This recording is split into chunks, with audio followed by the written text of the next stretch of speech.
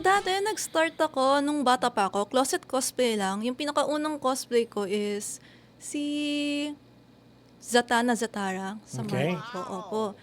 Kumuha lang ako ng parang jacket na parang itim kasi parang naka-coat siya na parang wizard siya eh. Pero sino nag-influence sa'yo or sino nag-recruit? Parang ganyan.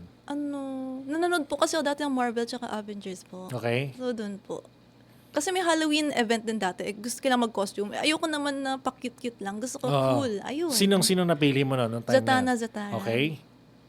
Tapos, after nun, parang hobby-hobby lang. Parang princess-princess. Pero kung anong mga mahanap sa closet.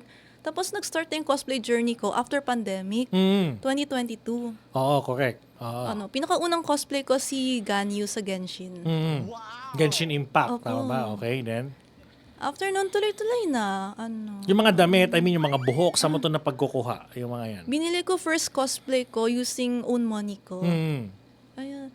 So, nabili ko second hand lang. Oo. Second hand lang. So, masaya ako. Buhay pa rin hanggang ngayon yung cosplay ko na yun. Tapos noon, during the time na unti-unti mo siyang binubuo, iniingatan, paano mo siya na-maintain na wag siya masira? Ayan, syempre, di ba, dapat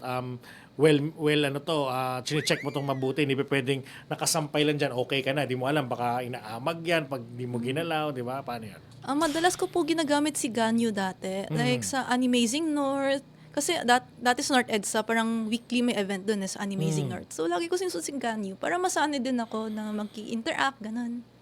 Manatiling nakatutok sa Abante, sundan kami sa aming mga social media accounts at huwag kalimutang mag-subscribe sa aming YouTube channel, DWAR Abante Radio, para sa mga eksklusibong balita.